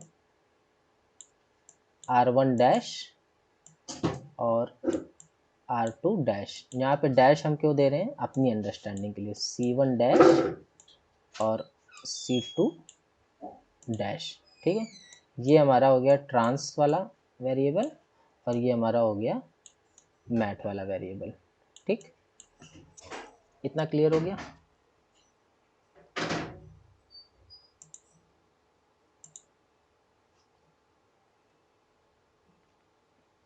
उसके बाद हम एक आई और जे 2 वेरिएबल और लेते हैं अपने फॉर लूप चलाने के लिए। हम पहला मैसेज प्रिंट करते हैं inter the matrix element.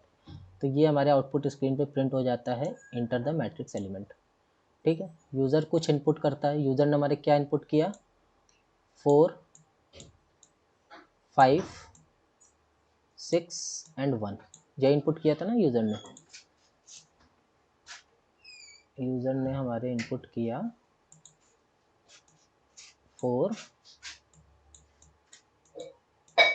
5 6 and 1, ये इनपुट किया था यूज़र ने 1 बाई 1। ठीक है,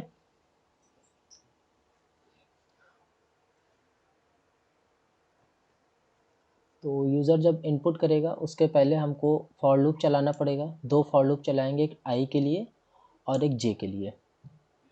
ठीक है, उसको हम स्कैन करेंगे अपने मैट नाम का जो वेरिएबल है आई जे का मतलब क्या है कि ये रिप्रेजेंट करता है पहला वाला 2 आई को और दूसरा वाला 2 रिप्रेजेंट करता है जे को। ठीक है, मतलब इट मीन्स कि आई वाला लूप जो है वो हमारी रो के लिए चल रहा है, आई वाला लूप जो है वो रो के लिए चलेगा, और जे वाला जो फॉर लूप है वो हमारे कॉलम के लिए चलेगा। ठीक है, ये स्कैन हो गया। स्कैन कैसे होगा इसको हम समझते हैं, इसको थोड़ा छोटा कर लेते हैं। ठीक है, इसको छोटा करते हैं, और पहला जो फॉर लूप है हमारा आई वाला, ठीक है, I equal to 0 and I is less than 2 और आई प्लस प्लस। ठीक, ये कर्ली ब्रेसेस हमारा खुला है। उसके बाद हमने एक फॉर लूप और चलाया है जे के लिए, जे इक्वल टू 0 और जे इज लेस देन 2 और जे प्लस प्लस। ठीक है, ये हमारा लूप जो है वो हो गया बंद।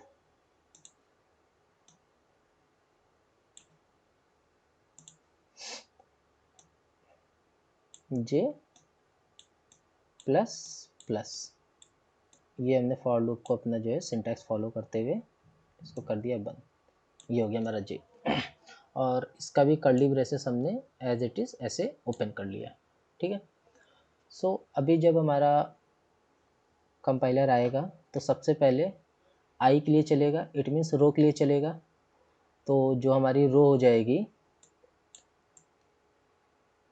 रो हो गई, उसके लिए जो आई चलेगा वो क्या रहेगा, वो 0 रहेगा।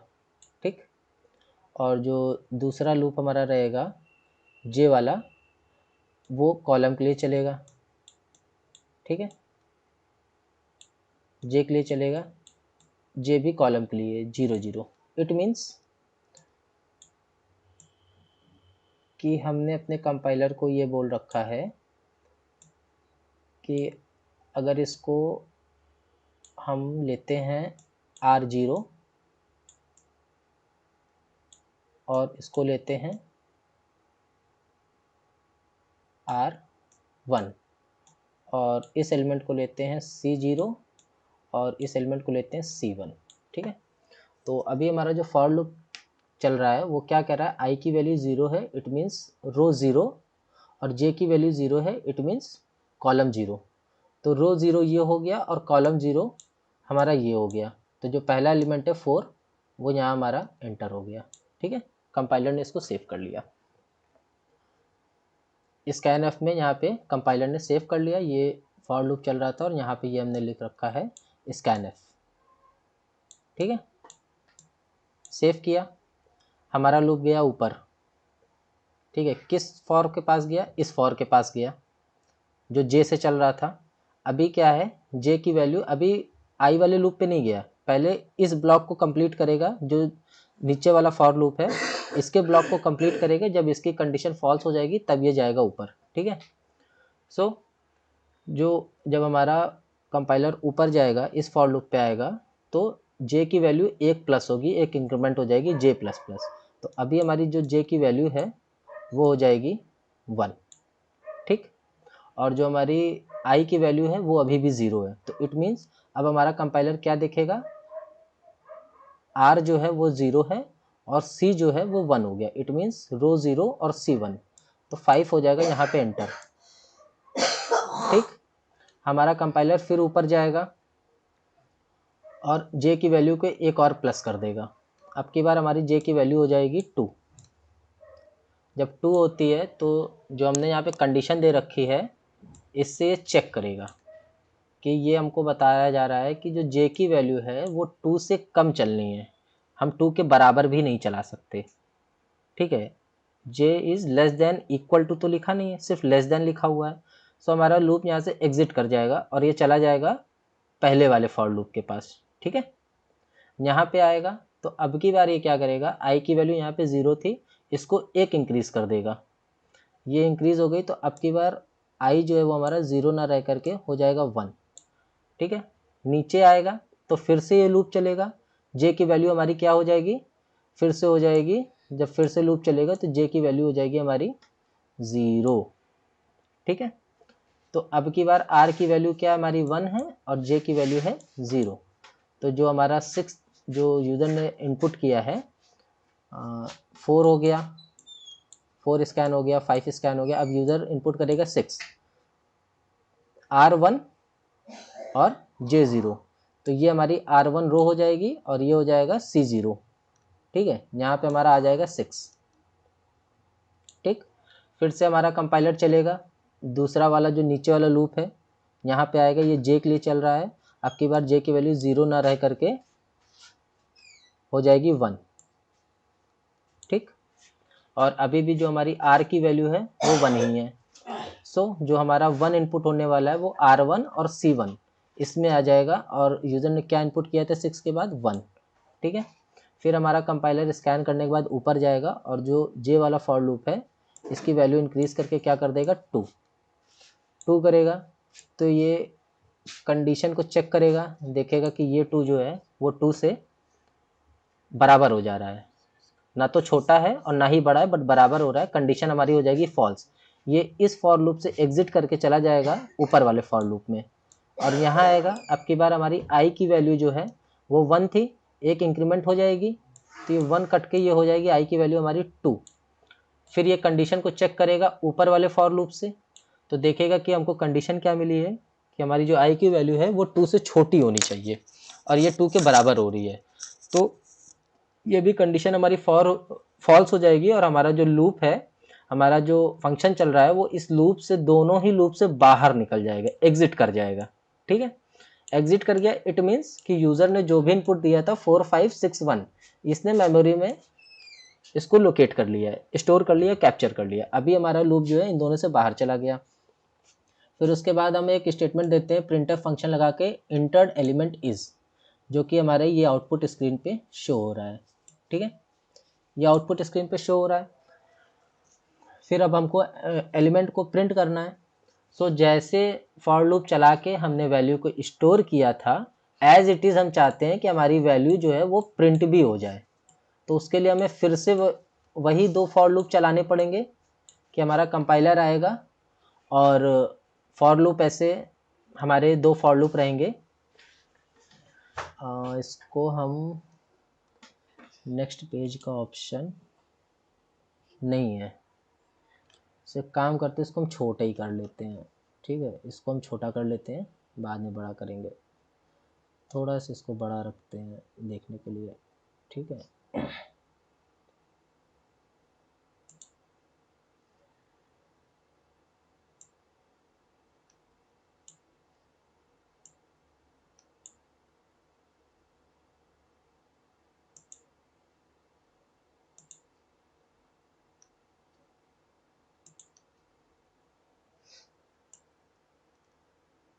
ये सही है। ठीक है, उसके बाद जो हमको एलिमेंट को प्रिंट करना है, हमने ये मैसेज प्रिंट करा है इंटर्ड एलिमेंट इज। उसके बाद हमने फॉर लूप को फिर से चलाया, हम फिर से चला रहे हैं फॉर लूप को, तो सेम चलेगा हमारा फॉर लूप आई के लिए। ठीक, कर्ली ब्रेसेस खुलेगा और फिर से हमारा फॉर लूप चलेगा जे के लिए। इसमें कुछ कंडीशन और इंक्रीमेंट ऑपरेटर भी लगे होंगे, मैं उसको पूरा नहीं लिख रहा हूँ। और ये कर्ली ब्रेसेस खुल गया, ठीक है। और हम यहाँ पे क्या बता रहे हैं कि हम प्रिंट करा रहे हैं किसको, जिसमें हमने अपने मैट्रिक्स को स्टोर कर रखा है मैट आई जे में, ठीक है। मैट आई जे में हमने इसको करा लिया प्रिंट, ठीक। अभी हमारा जो फॉर लूप है वो चलेगा, एक तो चलता है रो के लिए, ठीक, जो कि आई से चल रहा है, और एक चलता है कॉलम के लिए जो कि जे से चल रहा है, ठीक। तो जब फॉर लूप आई पे आएगा तो इसकी इनिशियल वैल्यू हमने क्या बना रखी है यहाँ पे, 0, ठीक है। तो आई की वैल्यू रहेगी 0 और जे की वैल्यू हमने इनिशियल क्या रखी है, 0। यहाँ से हमने ये देखिए इंटर एलिमेंट लिखने के बाद हमने ये फॉर लूप चला रखा है ना, ये देखिए आई की वैल्यू 0 से इनिशियलाइज की है और लेस देन 2 तक जाएगी और आई प्लस प्लस होगा हर बार। और जे जो है हमारा वो भी 0 से इनिशियलाइज है, लेस देन 2 रहेगा और प्लस प्लस होगा हर बार। तो आई की वैल्यू 0 और जे की वैल्यू कितनी है, 0, ठीक। तो हमारा कंपाइलर आएगा और देखेगा कि हमने आई जे में क्या सेव करके रखा था 0 प्लेस पे। तो क्या सेव किया था, R0 और C0 पे हमने सेव किया था 4, तो हमारा कंपाइलर जो है वो 4 प्रिंट कर देगा, ठीक। उसके बाद ये प्रिंट करने के बाद कंपाइलर फिर से ऊपर जाएगा और जे की वैल्यू को 1 प्लस कर देगा। जे की वैल्यू हमारी हो जाएगी अब की बार 1 और आर की वैल्यू जो कि आई है, आई की वैल्यू अभी भी हमारी रहेगी 0 क्योंकि अभी हमारा लूप जो है वो ऊपर नहीं गया है। सो R0 और C1 में हमारे पास क्या इनपुट आया था, 5 आया था। हमारा कंपाइलर जो है इसको 5 इनपुट कर देगा, ठीक है। उसके बाद जैसे ही हमारा कंपाइलर फिर से ऊपर जाएगा और जे की वैल्यू को 1 प्लस करेगा तो ये हो जाएगी 2, और जब 2 हो जाएगी तो इसको ये वैलिडेट करेगा, ये फॉर लूप जो जे वाला है इसको वैलिडेट करेगा। तो ये देखेगा कि जे की वैल्यू जो है वो लेस देन 2 होनी चाहिए, इक्वल टू 2 नहीं होनी चाहिए, ये कंडीशन फॉल्स हो रही है। तो हमारा लूप जो है ये इस प्रिंट स्टेटमेंट से निकल जाएगा बाहर, और जैसे इस ब्लॉक ऑफ कोड से बाहर निकलेगा, कूदेगा, तो यहाँ आएगा, देखेगा इसको क्या बताया जा रहा है, print F slash N. It means कि आप नई लाइन में आ जाओ, न्यू लाइन में आ जाओ। सो हमारा कंपाइलर यहाँ से उठ करके हमारे कर्सर को कहाँ ले आएगा, न्यू लाइन में ला देगा, ठीक, न्यू लाइन में लाएगा। और फिर से जो है आएगा ऊपर आई के लिए, आई लूप पे जब आएगा तो इसकी आई की वैल्यू 0 से बढ़ के क्या हो जाएगी, 1 हो जाएगी, और जे हमारा फिर से स्टार्ट हो जाएगा, जे की वैल्यू हमारी जो है वो 0 ही रहेगी। तो अब ये कंपाइलर हमारा देखेगा कि R1 में और C0 में कौन सा एलिमेंट है, तो R1 और C0 में 6th एलिमेंट है हमारा, इसको ये कर देगा प्रिंट। फिर से वही काम करेगा, प्रिंट करने के बाद एक बार ऊपर जाएगा और जे की वैल्यू को फिर से इंक्रीज करेगा, जे की वैल्यू को कर देगा ये 1, और आर की वैल्यू अभी भी हमारे पास 1 है। तो R1 और C1 में हमारे पास क्या है, 1 इनपुट हुआ है, इसको कर देगा 1 इनपुट, और फिर से एक बार जे की वैल्यू को इंक्रीज करके करेगा 2, और जब कंडीशन से इसको मैच करेगा तो ये पाएगा कि जे की वैल्यू जो है वो बराबर हो जा रही है, ठीक है। सो हमारा जो लूप है वो इस जे से बाहर आएगा और ऊपर जाएगा आई के पास, और आई की वैल्यू अब की बार इंक्रीज होकर के हो जाएगी 2। फिर से कंडीशन को वैलिडेट करेगा तो ये पाएगा कि हमारी जो वैल्यू है वो बराबर हो जा रही है, कंडीशन फॉल्स हो रही है, इसलिए जो है ये दोनों ही लूप से हमारा जो लूप चल रहा था हमारा कंपाइलर हमको बाहर निकाल देगा, ठीक है। तो जब इतना सारा काम हो गया, इसको हमने ड्राई रन से समझ लिया कि क्या कैसे हो रहा है, तो हमको ये प्रिंट करके दे देगा ये स्टेटमेंट, ठीक। ये स्टेटमेंट प्रिंट करके दे दिया। उसके बाद हम लगाते हैं एक लॉजिक। बेसिकली ये जो प्रिंट एफ है ट्रांसपोज ऑफ मैट्रिक्स, इसको हम पहले भी लिख सकते हैं इस लॉजिक के, ठीक है, इस फॉर लूप के पहले भी लिख सकते हैं, कोई इशू नहीं आने वाला है। हमने पहले लॉजिक लगा लिया। लॉजिक क्या लगाया है, सेम लॉजिक लगाया है, इसको हम करते हैं थोड़ा से, अब इसको हम रब करेंगे क्योंकि हमारा जो बोर्ड है वो बहुत ज़्यादा भर चुका है।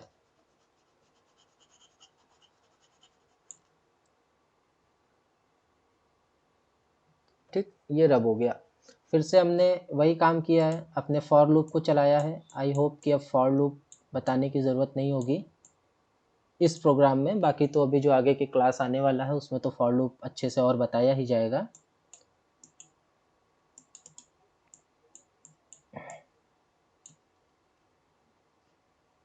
i इज इक्वल टू 0 और i इज लेस देन 2 और i प्लस प्लस, ठीक। और उसके बाद एक फॉर लूप हम चलाएंगे अपना j के लिए, ठीक है। और ये कर्ली ब्रेसेस खुल जाएगा। ये फॉर लूप i और j का हम क्यों चला रहे हैं, क्योंकि हमको एक और वेरिएबल लेना है ट्रांस नाम का। उसमें जो हमने मैट्रिक्स को यूज़र ने इनपुट किया है उसको कन्वर्ट कराना है, ठीक है। सो फॉर लूप हमने ये यहाँ पे लगा रखा है। उसी तरीके से हमारा फॉर लूप चलेगा। फर्स्ट टाइम फॉर के लूप की जो i की वैल्यू वो 0 रहेगी और j की वैल्यू 0 रहेगी, ठीक है। तो जो हमने ये ट्रांस नाम का एक ब्लॉक एक्वायर किया था, अपने कंपाइलर से एक्वायर कराया था, इसका मतलब यही है R0 और R1, C0 और C1, ठीक है। तो बेसिकली i जो है वो हमको डोनेट कर रहा है रो के लिए और j जो है वो डोनेट कर रहा है कॉलम के लिए, ठीक है। तो यहाँ से इसको समझते हैं। अभी जो i की वैल्यू है वो 0 है, इट मीन्स रो की वैल्यू जो है वो 0 है। और कॉलम के लिए j 0 है, इट मीन्स c की वैल्यू भी 0 है। तो R0 और C0, ठीक है। इस ब्लॉक में हमारे पास कुछ असाइन हो जाएगा। अभी इसको मान के चलते हैं कि x असाइन हुआ, ठीक। हमारा लूप फिर से ऊपर जाएगा और j की वैल्यू को 1 इंक्रीज़ कर देगा। 1 इंक्रीज़ कर दिया। अभी भी हमारी r की वैल्यू जो है, i की वैल्यू वो अभी भी 0 है। तो R0 और C1 हमारा कंपाइलर यहाँ पे कुछ असाइन कर देगा y, ठीक। अभी जो j की वैल्यू वो इंक्रीज़ होके हो जाएगी 2। अभी जब ये कंडीशन को मैच करेगा तो ये पाएगा कि जो वैल्यू है 2 वो बराबर हो जा रही है हमारे कंडीशन से। तो ये लूप से निकल जाएगा बाहर और जाएगा ऊपर i वाले फॉर लूप के पास। और जो i की वैल्यू 0 थी अभी, इसको ये 1 प्लस करके कर देगा 1। और फिर से हमारा j का लूप शुरू होगा। j का लूप हो जाएगा 0, इट मीन्स i1 और j 0। इट मीन्स क्या होगा, R1 और C0। यहाँ पे ये एक वैल्यू के असाइन करेगा x बार, ठीक है। फिर से j की वैल्यू के एक इंक्रीज करेगा, कर देगा 1 और i अभी भी हमारा रह जाएगा 1। तो i1 का मतलब है R1 और C1 का मतलब है J1 का मतलब है C1। यहाँ पे एक वैल्यू हमारी असाइन कर देगा, ये हो जाएगा y1, y बार या y डैश, ठीक है। उसके बाद j की वैल्यू हमारी और इंक्रीज़ हो जाएगी, ये हो जाएगी 2। हमारा कंपाइलर कंडीशन को मैच करेगा और ये पाएगा कि जो वैल्यू है वो बराबर हो रही है। इसलिए इस j वाले लूप से ये बाहर निकल के फिर से जाएगा ऊपर i वाले लूप के पास। और i की भी वैल्यू अब हमारी इंक्रीज़ होकर के हो जाएगी 2। और फिर से जब ये कंडीशन को मैच करेगा तो ये पाएगा कि जो वैल्यू है वो बराबर हो रही है i के। जो हमने कंडीशन दे रखी थी कि i की वैल्यू जो है वो लेस देन 2 तक चलनी चाहिए सिर्फ, ये भी कंडीशन हमारी फॉल्स हो गई। ये हमारा लूप यहाँ से निकल जाएगा बाहर, हमको बाहर निकाल देगा, ठीक है। अभी ट्रांस मैट्रिक्स में कैसे एलिमेंट आए हैं ये हमने देख लिया। अभी ये जे आई और आई जे का क्या चक्कर है ये देखना है, ठीक है। सो हम आते हैं यहाँ पे और हमने लिखा मैट आई और जे, ठीक। और यहाँ पे हमने वैल्यू को कैसे असाइन किया है, TRANS, ट्रांस जे आई, ये आई हमारा, ठीक है। ये इक्वल टू लग गया। इट मीन्स बेसिकली इसका मतलब क्या है, जो भी हमारे पास आई के एलिमेंट थे मैट्रिक्स में वो हमारे पास चले गए जे में, ठीक। और जो भी हमारे पास मैट्रिक्स के जे के एलिमेंट थे मैट वेरिएबल के वो चले गए आई में, ठीक। सो अभी हमको क्या समझ में आ रहा है, हमने ये बात की थी कि आई थी हमारी रो, ROW रो, और जे था हमारा कॉलम, COL। ठीक है, अभी जब आई की वैल्यू ट्रांस के जे में आ गई, इट मीन्स ये जे जो है वो हो गया हमारा रो। ठीक, और ये जो जे है मैट का, ये हमने स्टोर कर लिया ट्रांस के आई में, इट मीन्स हमारा ट्रांस का आई जो है वो हो गया कॉलम। ठीक है, तो इन दोनों में डिफरेंस क्या है, ये भी रो है, ये भी कॉलम है। पहले आई आ रहा था, इट मीन्स कि पहले रो आ रही थी, बाद में जे आ रहा था, इट मीन्स बाद में कॉलम आ रहा था। यहाँ पे देखते हैं तो पहले जे आया है, ये भी रो है, बाद में देखते हैं आई आया है, ये हमारी कॉलम है। पहले रो आई फिर कॉलम आया, पहले रो आया फिर कॉलम आया। तो डिफरेंस क्या है दोनों में, कोई डिफरेंस नहीं है। डिफरेंस तब आएगा जब इस ट्रांस वेरिएबल को हम प्रिंट करेंगे, और प्रिंट करते समय हम ट्रांस आईजे को प्रिंट कर दें। ठीक है, जब हम ट्रांस आईजे को प्रिंट करेंगे तो इट मीन्स क्या हो जाएगा, आई अभी ट्रांस वेरिएबल में आई हमको क्या डोनेट कर रहा है, कॉलम को, और जे क्या डोनेट कर रहा है, रो को। तो अब आप बताओ हमारा लॉजिक पूरा हो गया या नहीं। जो रो था वो कॉलम हो गया, जो कॉलम था वो रो हो गया, इंटरचेंज हो गया आपस में। ठीक है, रो कॉलम बन गई और कॉलम जो थी वो रो बन गई। ठीक, उसके बाद हमने एक और प्रिंट स्टेटमेंट लगाया और एक मैसेज को प्रिंट किया, ट्रांसपोज ऑफ मैट्रिक्स इज, जो कि ये हमको यहाँ पे स्टेटमेंट दिख रहा है, ट्रांसपोज ऑफ मैट्रिक्स इज। ठीक है, उसके बाद हमको जब ट्रांस वेरिएबल में हमने जो भी स्टोर करके रखा है उसको प्रिंट करना है, तो उसके लिए हम फिर से फॉर लूप चलाएंगे। ये हमने फॉर लूप चला लिया। ठीक है, और प्रिंट कर दिया क्या, ट्रांस वेरिएबल को हमने प्रिंट किया, लेकिन यहाँ पे क्या प्रिंट कर रखा है, आई जे। क्यों आई जे प्रिंट कर रखा है, आई होप अब समझ में आ गया होगा कि हम पहले कॉलम को प्रिंट करना चाहते हैं और फिर रो को प्रिंट करना चाहते हैं। ठीक है, और उसके बाद फिर ये स्लैशन लगा रहेगा, क्योंकि बेसिकली ये जो हमारा फॉर लूप है ये पहले आई के लिए चलेगा, आई ज़ीरो रहेगा, जे के लिए चलेगा, जे ज़ीरो रहेगा। तो आई ज़ीरो जे ज़ीरो में जो पहला एलिमेंट आया रहेगा उसको ये प्रिंट कर देगा। उसके बाद फिर से हमारी जे की वैल्यू एक इंक्रीज़ होगी, आई ज़ीरो और जे वन में जो एलिमेंट रहेगा उसको ये प्रिंट कर देगा। फिर हमारी जे की जो वैल्यू है वो इंक्रीज़ होकर के 2 हो जाएगी और ये कंडीशन हमारी फॉल्स हो जाएगी। तो हमारा जो कंपाइलर है वो हमको इस जे वाले लूप से बाहर की ओर फेंकेगा। जब बाहर की ओर फेंकेगा तो हमको एक ये print F slash new line मिलेगा। इट मीन्स कि हमारा कंपाइलर हमको जो है न्यू लाइन में ला करके छोड़ देगा और फिर से ऊपर जाएगा। अब की बार आई की वैल्यू 0 से 1 इंक्रीज़ होकर के 1 हो जाएगी और जे का जो लूप है वो फिर से शुरू से स्टार्ट होगा। ठीक है, तो आई 1 हो जाएगा और जे 0 हो जाएगा। आई 1 और जे 0 में जो भी एलिमेंट रहेगा उसको ये प्रिंट कर देगा और फिर से ये क्या करेगा, जे को एक इंक्रीज़ करेगा, जे हमारा 1 हो जाएगा, आई 1 और जे 1 में जो एलिमेंट रहेगा उसको ये प्रिंट कर देगा और फिर से जब ये जे की वैल्यू 2 हो जाएगी, हमारी कंडीशन फॉल्स हो जाएगी, ये हमको बाहर की ओर फेंकेगा और एक स्लैश न्यू लाइन पे आएगी। तो इट्स ओके कि हमारा कर्सर जो है वो न्यू लाइन पे आ जाएगा, थर्ड रो में आ जाएगा। बट जैसे ही ये ऊपर आई लूप के पास जाएगा और हमारी जो आई की वैल्यू है वो 1 से अब 2 होगी, कंडीशन हमारी फॉल्स हो जाएगी। सो हम इन दोनों ही लूप से बाहर निकल जाएंगे और नीचे हमको रिटर्न 0 मिलेगा और ये लास्ट वाला कर्ली ब्रेसेस मिलता है जिसका मतलब होता है ओवर एंड आउट। अगर यहाँ पे हम वैल्यू को बढ़ाना शुरू कर दें, लेस देन 2 की जगह 3 कर दें, 4 कर दें, तो हमारा कंपाइलर जो है वो थर्ड लाइन के एलिमेंट को प्रिंट करना शुरू कर देगा। ठीक है, तो ये इसका मेन लॉजिक होता है और इसके जो मेन टर्म्स के लॉजिक हैं वो मैं आपको बता देता हूँ। सबसे पहला जो मेन लॉजिक है वो ये है, फॉर लूप, इसको यूज़ करना। 2 फॉर लूप चलने वाले हैं, एक आई के लिए एक जे के लिए।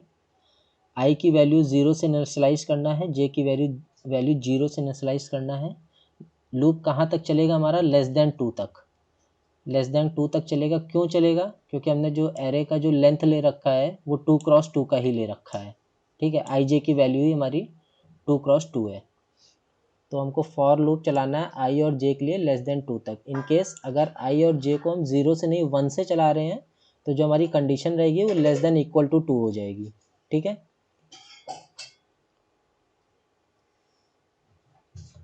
और जो हमारा मेन लॉजिक काम कर रहा है वो ये है, ये ही हमारा मेन लॉजिक है कि ट्रांस नाम का जो वेरिएबल है इसके जे आई में हमको मैट्रिक्स का आई जे स्टोर कर लेना है, बस दैट्स इट। बाकी काम क्या है, कुछ वैल्यू को प्रिंट करना है, कुछ वैल्यू को स्कैन करना है। ठीक है, उसके लिए हमें फॉर लूप चलाना ही है और पहले ही ऊपर बता दिया गया है कि ये फॉर लूप का जो फॉर्मेट होने वाला है ये हमको याद रखना है, यही इंपॉर्टेंट है। बार बार हर जगह इसी को कॉपी करना है, कुछ भी प्रिंट करना है तो पहले इसको कॉपी कर लेना है इन दोनों फॉर लूप को, उसके बाद प्रिंट करना है। कुछ भी स्कैन करना है तो पहले इन दोनों फॉर लूप को कॉपी करके पेस्ट कर देना है, उसके बाद ही ये हमको स्कैनफ फंक्शन लगाना है। ठीक है, ये एक बार हो गया। प्रिंट करने की बारी आई तो फिर से यही जो ऊपर वाला फॉर का आई और फॉर का जे लूप जो चला है इसी यही कॉपी पेस्ट हुआ है। बेसिकली हमने इसको कॉपी पेस्ट किया नहीं है, यहाँ पे लिखा है कॉपी पेस्ट किया, अपना जो भी स्टेटमेंट था उसको हमने प्रिंट कर दिया। ठीक है, उसके बाद हमें कुछ स्टोर करना था ट्रांस में, उसके पहले हमने फॉर का आई जे 2 लूप फिर चलाया, इसमें इसको स्टोर कर लिया। फॉर लूप हमारे दोनों हो गए बंद। फिर से हमको यहाँ पे कुछ प्रिंट करना था ट्रांस मैट्रिक्स को, हमने फिर से फॉर का आई और जे लूप चलाया। ठीक है, तो बेसिकली फॉर का आई और जे लूप चलाना है कुछ भी प्रिंट करने से पहले और कुछ भी स्कैन करने से पहले। कब, जब हम इनपुट लेते हैं किसी एरे में या फिर एक ऐसा वेरिएबल जो मोर देन 1 वैल्यू को होल्ड करने वाला है तो हम फॉर लूप का यूज़ करते हैं। और जो हमारा मेन लॉजिक होने वाला है वो ये होने वाला है, ये trans J I equal to mat I J. ये क्यों हो रहा है ये हमने पहले ही सीख लिया है। और आज का जो होमवर्क रहेगा, अभी हमारा जो प्रोग्राम बना है वो 2x2 पे बना हुआ है, मैट 2x2, ट्रांस 2x2। जो होमवर्क करने वाला है, एक मैट्रिक्स बनानी है, इसका जो हमने ऑर्डर ले रखा था वो 2x2 का ले रखा है, बट हमें एक ऐसा प्रोग्राम बनाना है मैट्रिक्स के लिए, इसका ऑर्डर जो है वो हम यूज़र से मांगेंगे। कैसे मांगेंगे,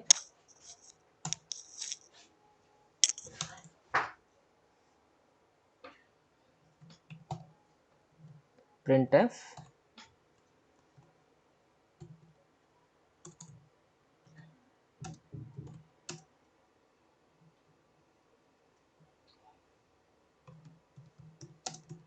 order of matrix.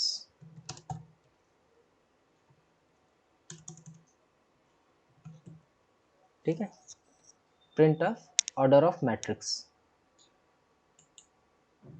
User input करेगा, कुछ भी करेगा, 2 करेगा, 4 करेगा, 6 करेगा, नो इशू।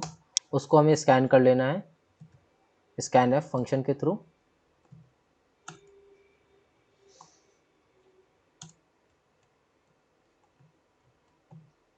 ठीक है, इसको हमने स्कैन कर लिया एन में। ठीक है, मैट्रिक्स का जो हमारा ऑर्डर रहता है वो हमेशा m क्रॉस n के फॉर्म में होता है, मतलब कि हमें 2 वेरिएबल चाहिए यहाँ पे, तो हम यहाँ पे एम्परसेंड लगा लेते हैं n1 और कॉमा के साथ एम्परसेंड के साथ n2। ठीक है, और यहाँ पे एक परसेंटाइल डी और यूज़ कर लेते हैं, स्मॉल डी रहेगा। ठीक, enter the order of matrix, इसको स्कैन कर लिया। अभी हमने 2 वेरिएबल के यूज़ किया है n1 और n2। सो हमें यहाँ पे n1 और n2 इसको यहाँ पे हमें डिफ़ाइन करना पड़ेगा। हमने डिक्लेयर कर दिया, यूज़र ने ऑर्डर बता दिया मैट्रिक्स का क्या होने वाला है। उसके बाद हमने मैसेज को प्रिंट करेंगे, inter the matrix element. User matrix element को एंटर करेगा, फिर आप बताओगे इंटर्ड मैट्रिक्स एलिमेंट इज़, जो भी उसने मैट्रिक्स के एलिमेंट को एंटर किया है वो प्रिंट होना चाहिए। उसके बाद आप कुछ लॉजिक लगाओगे और इसको ट्रांसपोज करके अपने प्रोग्राम में देखोगे। ठीक है, और एक चीज़ और बता देता हूँ कि जब हम यूज़र से मांग रहे हैं कि हमारे पास क्या होना चाहिए मैट्रिक्स का ऑर्डर, तो यहाँ पे ये 2x2 ना हो करके ये हमारे IJ पे चलेंगे, ठीक है, डायरेक्ट IJ पे चलना शुरू हो जाएंगे, डायरेक्ट IJ पे चलेंगे। मैंने एक ओवरव्यू बता दिया है, इसमें कुछ एरर्स भी हैं इस आपके डिक्लेरेशन लाइन में, ठीक है, इसको आपने करना है।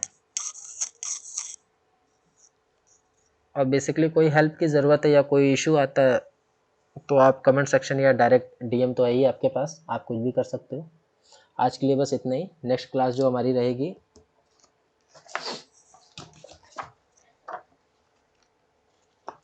वो होने वाली है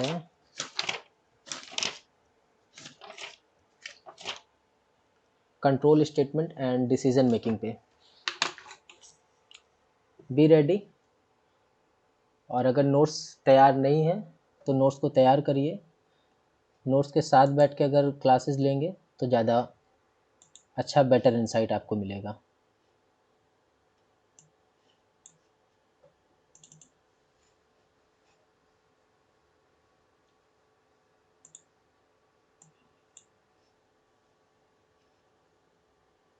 ये ऑपरेटर हो गया हमारा, और कंट्रोल स्टेटमेंट अभी हमें पढ़ना है। आज जो हमने पढ़ा है वो इसमें नहीं है, ASCII value.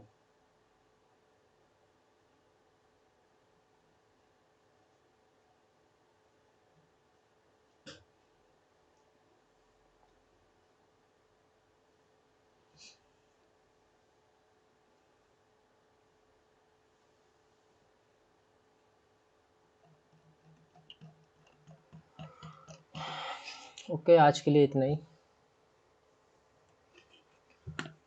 Thanks and bye bye and good night.